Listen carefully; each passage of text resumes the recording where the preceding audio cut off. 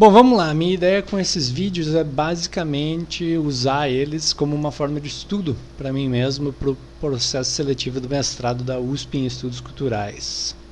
Então é o seguinte, existe um material que eu tenho que ler para a prova teórica e eu vou gravar vídeos explicando o que eu compreendi desse material. Se alguém eventualmente assistir esses vídeos e puder contribuir com alguma informação ou principalmente me corrigir em alguma compreensão equivocada que eu tenha tido, eu vou ser extremamente grato. Do contrário, acaba sendo só uma ferramenta para eu poder simular que eu estou explicando para alguém o que eu entendi desses textos, e isso me ajuda a compreender melhor aquilo que eu li. O primeiro texto que eu li foi um artigo chamado Gender, a Useful Category of Historical Analysis, de Joan W. Scott. Como vocês podem ver aí, Joan Scott começa o artigo dela apresentando uma citação do dicionário onde consta a definição da palavra gênero, que é exatamente o tópico, o tema central que ela vai abordar ao longo desse artigo. Então, a primeira parte, esse artigo é dividido em 5 partes. A primeira parte é uma introdução do tema, e ela começa com um parágrafo introdutório, basicamente falando que tentar definir uma palavra codificar o significado das palavras é uma batalha perdida, porque o significado das palavras está constantemente mudando com a evolução da história e devido à invenção e imaginação humana. Então a mesma coisa acontece com gênero. Não há como ter uma definição fixa e eterna para gênero, ela vai mudando ao longo do tempo. No próximo parágrafo, ela vai tratar a questão de gênero no feminismo como uma ferramenta analítica. Então a autora vai explicar como que o termo gênero, em usos recentes, no seu uso mais recente, apareceu primeiramente com as feministas norte-americanas e estadunidenses, que queriam insistir na ideia que as distinções baseadas em sexo, as diferenças, a segregação, enfim, a discriminação baseada na diferença dos sexos, ela era fundamentalmente uma construção social e não um determinismo biológico, necessariamente. Dessa maneira, então, gênero introduziu-se como uma ferramenta analítica, introduziu uma noção relacional no vocabulário analítico.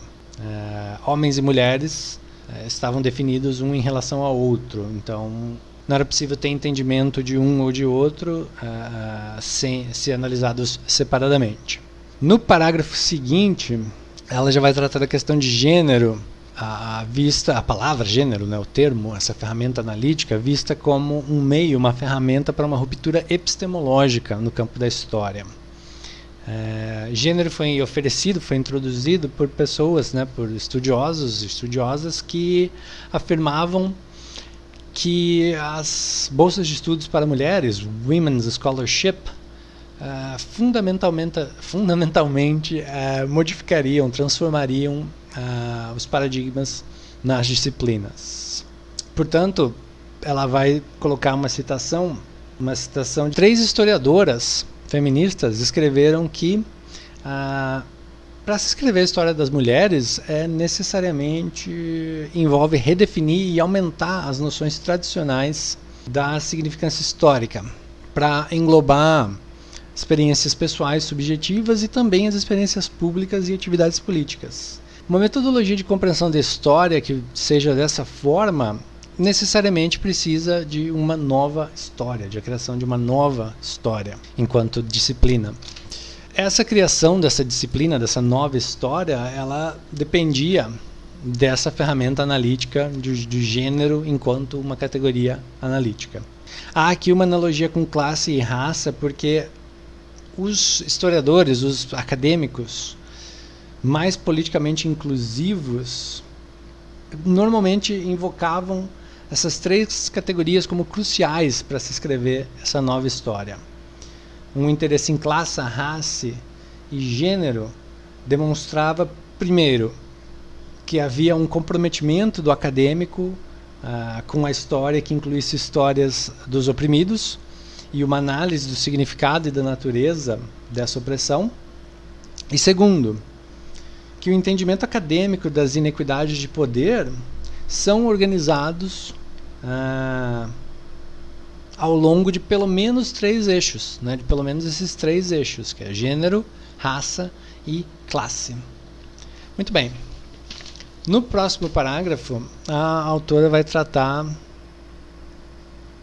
do fato de que essa analogia não é perfeita, porque raça e gênero não tem uma definição tão clara e coesa quanto classe. Classe já não, né? Dentro do que foi elaborado na teoria marxista, classe já tem uma definição muito mais bem clara e definida e coesa enquanto uma ferramenta analítica, enquanto gênero e raça não possuem dessa mesma, digamos, capacidade analítica ou dessa mesma coesão enquanto uma ferramenta analítica. Logo em seguida, num longo parágrafo, ela vai tratar da relevância de gênero como uma categoria analítica, apresentando os motivos dessa relevância, apresentando os limites da abordagem descritiva da história e, digamos, a conclusão desses 2 temas abordados nesse parágrafo. Então, primeiro vamos lá, quais são os motivos? Quais são os 2 motivos, as 2 razões principais para as historiadoras feministas estarem buscando por formulações teóricas úteis? O primeiro deles é que há uma proliferação no estudo, em casos de estudo da história das mulheres, e precisa-se de algo que seja capaz de sintetizar todos esses estudos de casos tão diversos e diferentes uns dos outros, né, suas continuidades, descontinuidades, e então precisa-se de uma formulação teórica capaz de abordar e olhar para todas de uma maneira agregadora, digamos. Em segundo lugar, a discrepância que havia entre a qualidade do trabalho desenvolvido na história das mulheres e o pouco apreço, digamos, que o campo tinha na história como um todo, né, no meio acadêmico. Então, o meio acadêmico enxergava o estudo da história das mulheres com pouco apreço, né? Então, havia alta qualidade no trabalho sendo feito, mas o campo estava assim, marginalizado dentro do meio acadêmico. Essa marginalização vai apontar para as limitações da abordagem descritiva da história, então, ou seja, apenas descrever que as mulheres têm uma história, ou que elas participaram, trazia uma reação dos historiadores não feministas de separação ou de simplesmente desconsiderar, ou seja, tudo bem, as mulheres têm uma história, mas isso é a história das mulheres, né? Não nos interessa, digamos assim, né? A minha abordagem histórica é isso. Ou então desconsiderar completamente, né? No sentido de que a história das mulheres é a história das mulheres, ela tem a ver com família, tem a ver com sexo, mas não tem nada a ver com política ou economia. Ou ainda que a participação estivesse evidente na história descritiva de que elas participaram da Revolução Francesa, por exemplo, teria um mínimo interesse no sentido em dizer que, tá, tudo bem, mulher participou da Revolução Francesa, mas isso não muda a minha compreensão do que foi o processo da Revolução Francesa. Ele continua sendo o mesmo. Então, o desafio colocado, qual é a consequência disso, né? Qual é a consequência dessa má recepção, digamos, dos estudos da história das mulheres dentro do estudo da história? A consequência é que há um desafio, portanto, aí teórico, né? É necessário uma formulação teórica útil.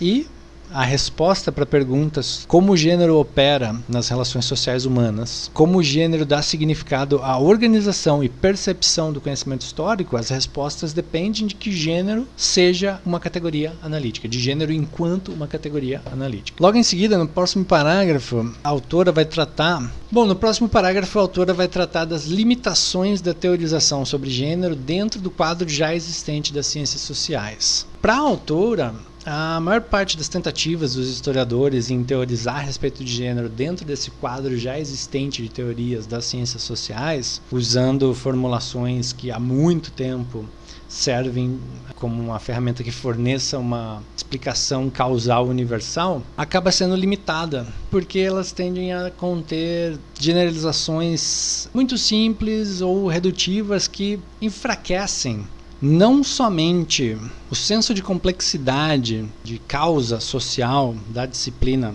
história, mas também comprometimento feminista com análises que levem à mudança, né? Ou seja, você trabalhar com formulações teóricas, quadros teóricos já cristalizados, não necessariamente facilitam e talvez dificultem esse esforço de trazer a mudança.